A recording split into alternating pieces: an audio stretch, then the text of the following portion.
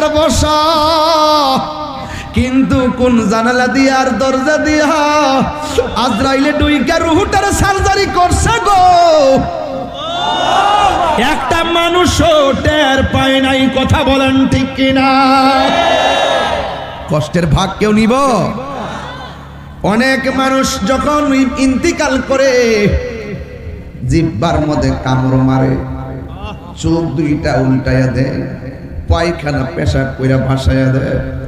আবার কিছু কিছু মানুষ দেখবেন সারাদিন এরে খেতে বুড়ো ক্ষেতের মধ্যে পড়ে থাকে, চেহারাটা একদম রোদ্রে পুইরা কালো, কিন্তু যখন আসরের নামাজের আজানটা বিলের মধ্যে দেয়, গড়ের পানি দিয়া উযু কইরা কোমরের গামছাটা লাইলের মধ্যে বিছাইয়া আসরের নামাজটা আদায় কইরা ফেলায়।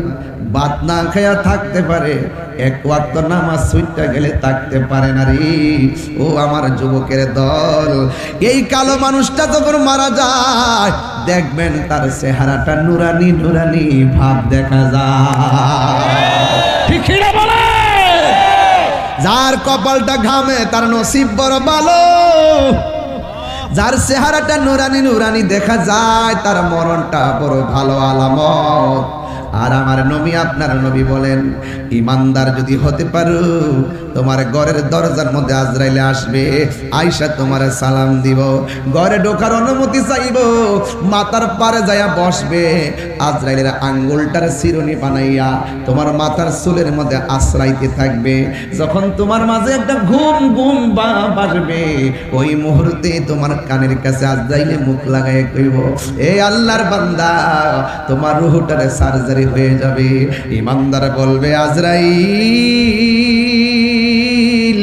আর দেরি কইরো না, এই দুনিয়াটা আমার কাছে বড় জেলখানার মতো মনে হইতাছে, তাড়াতাড়ি আমার রূহটারে লইয়া যাও গো, আমি আমার রবের সঙ্গে দিদারের জন্য মনটা পাগল পাগল হইয়া রইছে।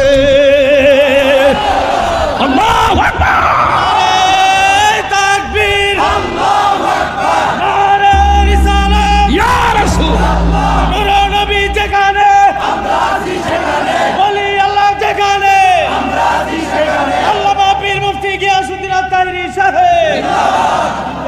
সে যে নামে আজরাইল,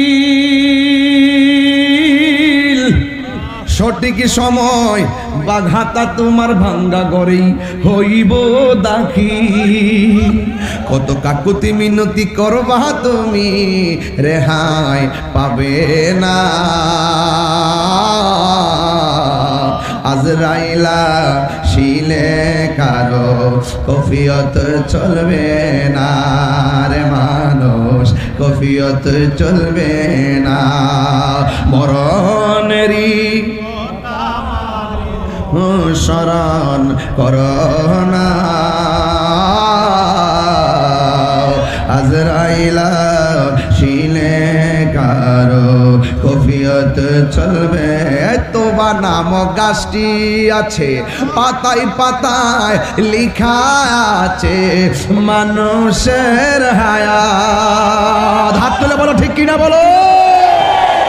আমার মরণ লেখা আসেনি আসেনি আসেনি, আমার মরণের কত দিন বাকি আমি জানিলাম না গো আল্লাহ।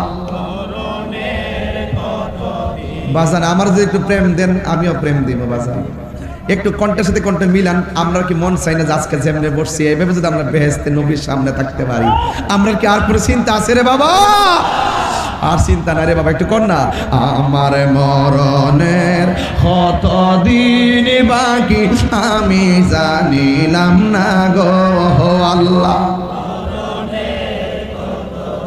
এনে বাকি আমার মরণের আমি জানিলাম না গো আল্লাহ, মরণের কত দিন বাকি।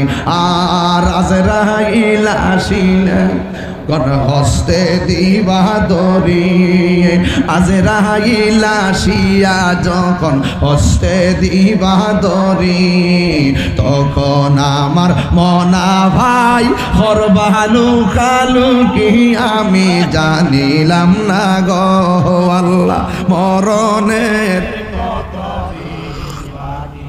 আমার মরণের কতদিন বাকি আমি জানি ও আল্লাহ মরণের কত দিন বাকি আর 40 দিনের আগে বাইরে মৌতের নিশানি 40 দিনের আগে বাইরে মৌতের নিশানি যে জায়গা যার মরণ লেখা সেই জায়গা সে মরে আমি জানিলাম না গো আল্লাহ মরণের কতদিন বাকি আমার মরণের জানিলাম না গো আল্লাহ মরণের কতদিন বাকি আমার মরণের কতদিন বাকি আমি জানিলাম না গো আল্লাহ আল্লাহ দিন বাকি একটা জবানও বন্ধ রাখবেন না আমরা মরণটা রমজান হোক আমরা চাই কি চাই না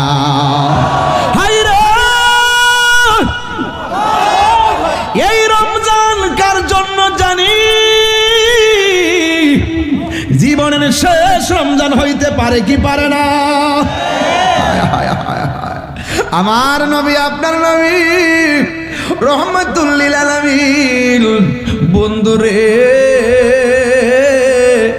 ওই বলতেছে আজরাইল বলবে তোমার রূহটা কবজ করতে চাই এবার ইমানদারের রূহটা কবজ করার সময় যখন হাত দিব আমার আল্লাহ বলে ও ফেরেশতা একটা সুগন্ধির বোতল হাতে নে আর একটা সাদা কাপড় হাতে নে আজরাইলের রূহটারে কবজ করব রূহটারে সাদা কাপড় দিয়া বাইন্ডিং কইরা উপরের দিকে একটা উড়াল দিবি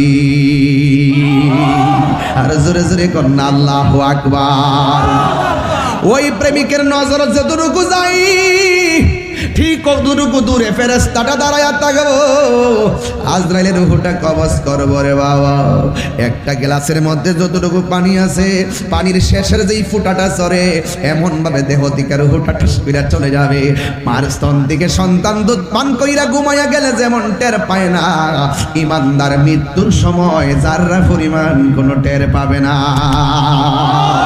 আল্লাহু আকবার বলেন একেবারে পিপিলিকার কামড়ের মতো চাইতে আরো কম একদম হালকা একটা টাচ সুবহানাল্লাহ এবার ওই আজরাইল রূহ কবজ করার পর ওই ফেরেশতা হাতের মধ্যে কাপড় নিয়ে ইমানদারের রূহটারে বাইন্ডিং করে আসমানে উড়াল দিব প্রথম আকাশের ফেরেশতা বলবে ও ফেরেশতা এত সুগন্ধি কোথায় থেকে আসতেছে ইমান ওই ফেরেশতা বলবে এটা ইমানদারের রূহ নিয়ে যাচ্ছি এই কথা বলার পরে প্রথম আকাশের ফেরেশতা সালাম দিব দ্বিতীয় আসমানের ফেরেশতা সালাম দিব তৃতীয় আসমানের ফেরেশতা সালাম দিব চতুর্থ আসমানের ফেরেশতা সালাম দিব পঞ্চম আসমানের ফেরেশতা সালাম দিব ষষ্ঠ আসমানের ফেরেশতা সালাম দিব সপ্তম আসমানের ফেরেশতা সালাম দিব একটা আসমানে একটার সঙ্গে কিন্তু লাগানো না আমার আল্লাহ রাব্বুল আলামিন বলছেন আল্লাযী খালাকাস সাবআ সামাওয়াতিন তিবাকা একটা আসমান আর একটা আসমান থাকে থাকে আল্লাহ বানাইছে একটা আসমান থেকে আরেকটা আসমানে যাইতে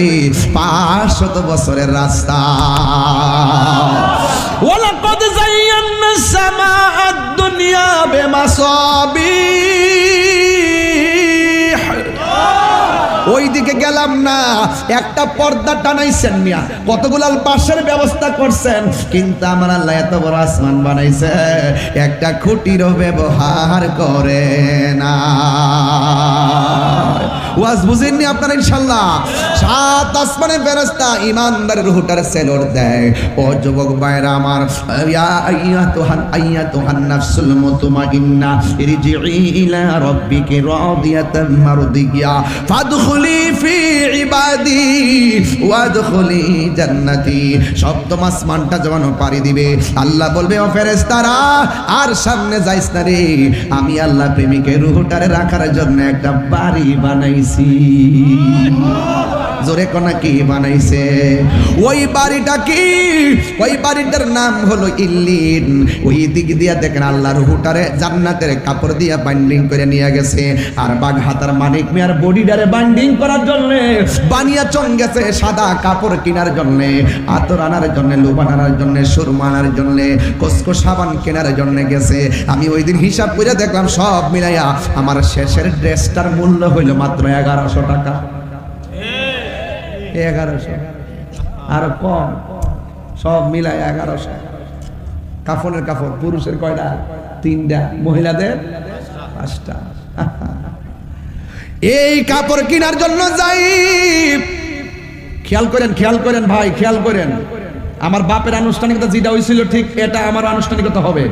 আমার বাপ ইন্তেকাল করার সময় যেমন করে মাইকিং করছি, যেমন করে কাপড় আনছি, বড়ই পাতার গরম জল করছি, কসকো সাবান আনছি, কিলেল আনছি, মসজিদ থেকে খাট আনছি, পালঙ্গে তুইল্লা জানাজার মাঠে নিছি, মাটির দিকে কবর গিয়ে শোয়াই দিয়েছি, মাটি দিয়ে চলে এসেছি। এটা আমার জন্য অপেক্ষা করতেছে। কথা কোন ঠিক না বেঠিক? ওয়াজ না বুঝলার কিছু করার নাই। একবার বলছি নিজের আগে চিনেন। কেহ লইব আতর লোবান, কেহ লইবে ঝোল, কেহ লইব বরহি পাতার নয়ন জলে বুক ভাসে রে, কান্দে হায় হায় রে সবাই, হায় হায় রে।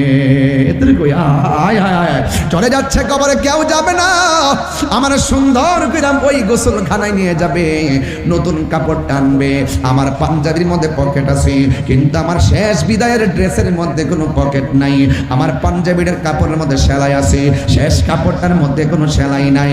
এই দুনিয়ার মধ্যে একটা মানুষ দেখেন মারা যাওয়ার পর, কেন মুসলমান ধর্মটা সেরা ধর্ম, দেখবেন অন্যান্য ধর্মের মানুষগুলা যে শেষ বিদায় দিয়ে বড় কঠিন লাগে, আর আমার মুসলমানরা যখন মারা যায় কত মায়া। ঘরের মধ্যে আমার সুন্দর করে শোয়াইয়া উপরে একটা চাদর দিয়া রাখে, শাহাদাত পয়রা পয়রা মানুষে দেখায়, হাতের মধ্যে দই রাখে, আস্তে আস্তে ধর, আস্তে আস্তে নামা।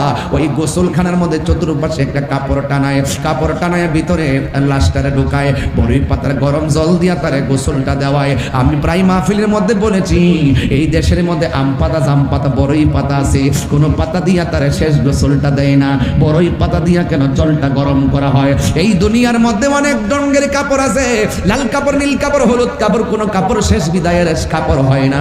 সাদা কাফন দিয়া কেন কাফনটা পরানো হয়, এই কথা দিয়ে আমরা বলতে সময় পাই না। এ আমার বাবারে, কত মায়া মায়া রে মায়া, বেশি গরম পানিও দেয় না, বেশি ঠান্ডা পানিও দেয় না। এই ওয়াজগুলো আমি বারবার করে আপনাদেরকে বুঝাইবার লাইগা। একটা মানুষ মারা গেলে কত সুন্দর করে তার শরীরে পানি ডালে, কত সুন্দর করে তারে পানি দেয়, কত সুন্দর করে ওযু করা, কত সুন্দর করে খিলেল করা। মানুষ মারা গেলে ওই পানি দেওয়ার সময় শরীর থাকবেন, পেটের মধ্যে চাপ দিবেন। আমি যখন কোনো লাশ ধোয়াইতে যাই, পেটের মধ্যে চাপ দিয়ে তারে বসাইয়া চাপ দিলে যখন পায়খানাটা বের হয়, আমি টিস্যু দিয়ে এটা পরিষ্কার করে দেই। আজকে মানুষগুলা ঘৃণা করেন কেন? মানুষ মারা গেলে পেটের মধ্যে চাপ দিয়া যদি মলমূত্র বের হয়, নিজের হাত দিয়া পরিষ্কার করে দিবেন। এ কেন করে দিবেন জানেন নি? একদিন আপনি যখন মারা যাবেন, আল্লাহ না করে যদি আপনারও এমন হয়, আরেকজন মানুষ ভালোবাসার সঙ্গে আপনারে পরিষ্কার করে দিবে। কথা বলেন ঠিক কিনা? আপনি যদি কাহারও জানাজায় দৌড়াইয়া যান, একদিন আপনি দুনিয়া থেকে চলে যাওয়ার পর মানুষ আপনার জানাজায় দৌড়াইয়া আসবে রে। এই জন্য কত মায়া হাকিরা গোসলটা করায়, কত সুন্দর করে কাফনের কাপড়টা পরাইয়া, মসজিদের খাট একখানা আছে বারান্দা ফালাইয়া রাখে। এই খাটের কথা আমরা কেউ মনে লয় না। নামাজের মধ্যে গেলে খাটের দিকে তাকাইয়া তো চোখের পানি আসার কথা। ও মসজিদের খাট, না জানি রে কোন দিন আমি তোর উপরে ওইটা আসল বাড়িতে যাই। মসজিদের ওই পালকি খানা আসবে সবার কাছে, সবার জানা। মসজিদের ওই পালকি খানা আসবে সবার বড়ই পাতার গরম জলে, বড়ই পাতার গরম জলে শেষ গোসল দিবে সব জনা। গোসল শেষে সাদা কাফনে চির বিদায় দিবে সব জনা। গোসল শেষে সাদা কাফনে চির বিদায় দিবে সব জনা। কবরে রাজা এত কঠিন সইতে আমি পারব না। ও গো দয়াময় হে রহিম, ও গো দয়াময় চাই যে তোমারি করুণা। মৃত্যুর যন্ত্রণা এত কঠিন সইতে আমি পারিব না। আধার কবরে আলো জেলে সাপ বিচ্ছু সব দূরে ঠেলে। আধার কবরে আলো জেলে সাপ বিচ্ছু সব দূরে ঠেলে। বেহেশত হতে আমার লাগি করে দিও ফুলের বিছানা। দুইটা হাত তুলে আমার মতো কবরে রাজা এত কঠিন সইতে আমি পারিব না। মৃত্যুর যন্ত্রণা এত কঠিন সইতে আমি পারিব না। কোনা আমি ও আমার বন্ধু, বন্ধু রে বন্ধু, হাই রে আরে বাবা খাটের মধ্যে শুয়াইয়া কাদের মধ্যে লইয়া যখন রওনা দিব, রুহটা চিৎকার পাইরা কি কইব জানেন? কেমনে রে আমার এত তাড়াতাড়ি বিদায় দিতাছ? তোদের কি দয়া নাই? তোদের কি মায়া নাই?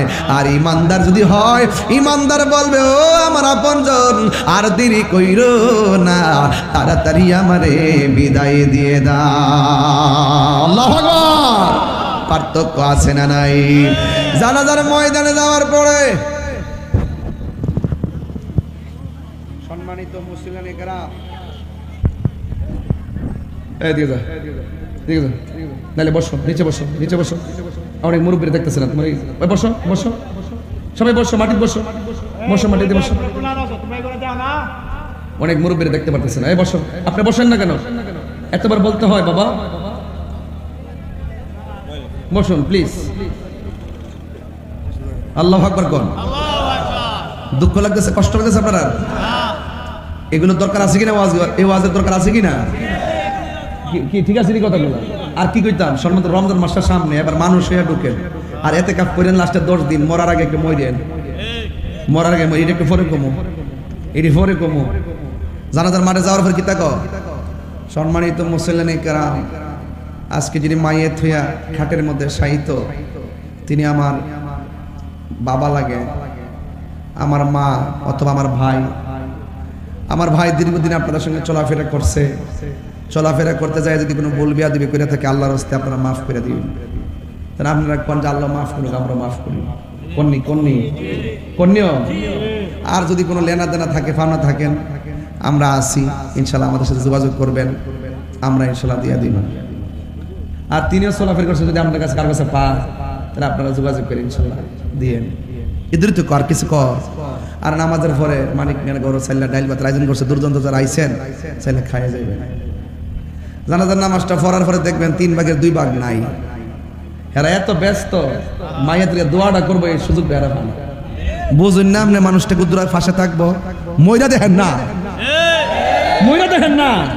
নামটা ওই যে কয় না যে মোবাইল নাম্বার সেভ আছে না, জীবনে অনেক ফোন দিছে না, মরা যাওয়ার পরে জীবনে নাম্বারটা চার্জ দিয়ে দেখতো না, নাম্বারটাও দেখতো না। আর আমাদের খবর লইব দূরের কথা, নাম্বারটাও দেখতো না। কথা কোন ঠিক কিনা? আমি বলতেছি কোনো জানেননি, আমি বলতেছি যে মরার পরে ঠেঙ্গ হয়ে গেলে আরেকবার আমরা পক্ষ থেকে মাপ চাইবো নাকি? এটা দরকার নাই। আজকে আমরা একজন আরেকজনের কাছে মাপটা চাইলাই, রাজি আছেন? হারিয়ে যাব একদিন আমি রবনায় ভুবন চির।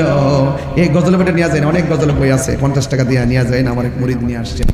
হারিয়ে যাব দিবে মোরে খবর, তোমরা আমায় যাবে ভুলে, রাখিবে না জানে কোনো খবর। বাসে বাগানে, হাত তুলে না, বাসে বাগানে বা গোরস্থানে হয়তো দিবে মোরে খবর। কথা কি সঠিক?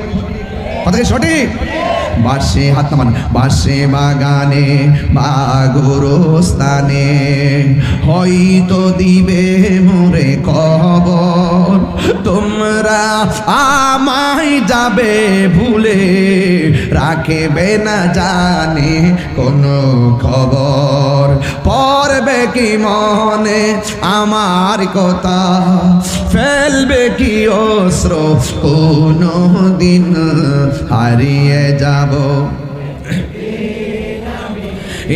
রবনায় ভুবন চিরদিন। বলো হারিয়ে যাব একদিন আমি রবনায় ভুবন চিরদিন। সবাই ক্ষমা করে দিও তোমরা আমায়, বলো মারহাবা, সবাই মাফসান। আয় ভুল করে থাকি যদি কোনো দিন, হারিয়ে যাব একদিন আমি রবনায় ভুবন চিরদিন। একটা জবান বন্ধ রাখবেন না, মহব্বতে মায়ার সুরে বলেন না ইয়া রাসূলুল্লাহ। হাই রে কবরে নামাই দিব মানুষ দলে দলে আবার আইসা পড়ে। যদি আপনি 3টা প্রশ্নের উত্তর দিতে না পারেন, জাহান্নামের আগুন। কথা কোন ঠিক কিনা? আর যদি 3টা প্রশ্নের উত্তর দিতে পারেন, আপনি ডান দিকে একটা আলো এইভাবে আলো দিবে, সুবহানাল্লাহ বলেন না। জিজ্ঞেস করবেন তুমি কেডা? আমি দুনিয়ার কোনো আলো নয়, তুমি যে দুনিয়াতে নেক আমল করছো, আমলগুলোকে আলো বানাইয়া কবরে পাঠাইছে। আমার এক পাশে আরেকটা লাইট নূরের আলো আলোকিত করবে। জিজ্ঞাসা করবে তুমি কে? আমি অন্য কেউ না, তুমি যে দুনিয়ায় কোরআন তেলাওয়াত করেছো, এই তেলাওয়াতটাকে আলো বানায় কবরে পাঠাইছে। শুধুমাত্র তাই নয়, নিচে একটা জান্নাতের গালিচা বিছাইয়া দিবে, এরপর গালিচার মধ্যে সে ঘুমাইয়া যাবে। আল্লাহ আকবার কর না কেন? আমার রাসূল বলেন, আমি মেরাজে গিয়েছি, দেখেছি সবচাইতে বেশি আযাব হলো কবরের আযাব। আর বেনামাজির জন্য 3টা আযাব সবচেয়ে ভয়ঙ্কর। বেনামাজির জন্য 1 নম্বর আযাব হলো ডান পাশের মাটিগুলো এক প্রান্তে যাবে, বাম পাশের মাটিগুলো আরেক প্রান্তে যাবে। 2 পাশের মাটি আপনাকে এমন জোরে চাপা দিবে, হাড্ডিগুলো গুঁড়া বানায় ফেলবে। আর আপনি কি বলবেন জানেন? আল্লাহ, আর সহ্য হয় না, নামাজ না পড়লে যদি এতই কষ্ট হবে তাইলে আমরা কখনো নামাজ ছাড়তাম না, আবার দুনিয়াতে পাঠাও, আমরা নামাজ পড়বো। আল্লাহ বলেন না, মৃত্যুর পরে জীবন দেওয়ার পর আর মৃত্যু নাই। এমন ভাবে আযাব আওয়াজ, আপনি যদি কান থাকতো এই আজকের ভাগহাতা গুরুস্থানে গিয়ে দেখতেন কেমনে কানতেছে, বলতেছে আল্লাহর পারি না, আমাদেরকে বাঁচাও। রাসূল বলেন বেনামাজির কবরের ভয়ঙ্কর আযাব হলো 2 পাশের মাটি তোমাকে চাপা দিবে। আরেকটি আযাব হলো আপনার কবরের ভিতরে সর্প বিচ্ছু ঢুকিয়ে দেওয়া হবে। আরেকটি আযাব হলো আপনার কবরের ভিতরে জাহান্নামের আগুনের হাওয়া দেওয়া হবে, আপনি সহ্য করতে পারবেন না। এমন একটা ফেরেশতা কবরে দিবে, যেই ফেরেশতা চোখে দেখে না, কানে শুনে না, তার হাতে থাকবে হাতুড়ি, এটা দিয়ে ইচ্ছা মতে পিঠাবে কবরের ভিতরে, আপনি সহ্য করতে পারবেন না। দুনিয়ার ঘরে আগুন লাগলে পাশের বাড়ির মানুষ আগুন নিভায়, আপনার কবরে যদি আগুন লাগে কেউ নিভাইবার নাই। কথা বলেন ঠিক না বেঠিক? এই কবরে কতদিন পরে থাকবেন হিসাব আছে। আজ থেকে প্রায় ১৫০০ বছর আগে যারা মারা গেছে, এরা যেই কবরের ভিতরে আছে, আজকে যদি আমি মারা যাই, কিয়ামত কখন হবে না হবে সেদিন পর্যন্ত আমাকেও এই কবরে থাকতে হবে। আল্লাহ বলছেন ওয়া ফিহা নুঈদুকুম, এই ঘরে তোমাকে রাখা হবে, এবং ওয়া মিনহা নুখরিজুকুম তারাতান উখরা। আল্লাহ রাব্বুল আলামিন বলতেছেন এই কবর থেকে তোমাকে একটা ময়দানে উঠানো হবে, যেই ময়দানে ওঠার সময় তোমার গায়ের মধ্যে কোনো কাপড় থাকবে না। ওই ময়দানটার নাম হলো হাসরের ময়দান। কথা কোন ঠিক কিনা? তো যার কবর ভালো হবে তার হাসর ভালো হবে। যে কবর ধরা খাবে সে হাসরেও ধরা খাবে। হাসরে ওঠার পরে মানুষ আদ্বিকাত উপরে সূর্য থাকবে, মানুষ শুধুমাত্র নাফসি না, এদিকে তাকান, মানুষ শুধুমাত্র নাফসি নাফসি বলে কাঁদবে। এই পৃথিবীর কত বন্ধু বান্ধব একজনের সঙ্গে আরেকজন কত সুন্দর বসে আছেন, হাসরের মাঠটা এমন হবে না, যার যার চিন্তায় সে বলবে ইয়া নাফসি ইয়া নাফসি ইয়া নাফসি, কেউ কাউকে উপকার করবে না। সেদিন কাহারও কাছ থেকে কোনো বিনিময় গ্রহণ করা হবে না, এমনভাবে নাচবে, এমনভাবে নাচবে। আর ওই কঠিন মুসিবতে আল্লাহ রাব্বুল আলামিন সর্বপ্রথম যেই ইবাদতের হিসাব নেবে সেই ইবাদতটা হলো নামাজ। যদি কোন না সুবহানাল্লাহ। তাহলে কবরের ভিতরে বেনামাজের শাস্তি, আবার হাসরও ধরবে নামাজ নিয়ে। এই জন্য আপনারা বলেন এই নামাজ আমরা চাই কে চাই না? আরো বড় করে বলেন না, চাই কে চাই না? শুধুমাত্র আপনি ওয়াজে আসলেন চলে গেলেন চলবে না, নামাজও লাগবে। আল্লাহর হাবিব সাল্লাল্লাহু আলাইহি সাল্লাম বলেন হাসরের মাঠে তো বিভীষিকাময় হবে, 7 প্রকার মানুষকে আল্লাহ পাক আরশে আজিমের নিচে ছায়া দিবেন। কয় প্রকার? 7 প্রকার মানুষকে আল্লাহ পাক আরশে আজিমের নিচে ছায়া দিবেন। এর মধ্যে এক প্রকার হলো যারা ন্যায় বিচারক, যারা সমাজের মধ্যে ন্যায় বিচার করেন। আপনাকে যদি সমাজের সর্দার হিসেবে সবাই মানে, আপনি কখনো ঘুষ খাবেন না, ঘুষ না খাইয়া নির্ভেজালভাবে আপনি ফয়সালা দিবেন, আল্লাহ পাক হাসরের মাঠে আপনার মাথার উপরে আরশের ছায়া দিয়ে দিবেন। আর একটু বড় করে এখন আল্লাহু আকবার। এখন উচিত কথা বললে অনেকে রাগ করবো, রাগ করলো আমার কিছু করার নাই। আমার দেশে দেখবেন কিছু কিছু মাওলানারা তারা ডলার খায়া কালার পাল্টায়, তারা টাকা খায়া ইমান বিক্রি করে ফেলায়, টাকা খায়া ফতুয়া গোড়াইলায়, হক কথা কয় না। কথা কোন ঠিক কিনা?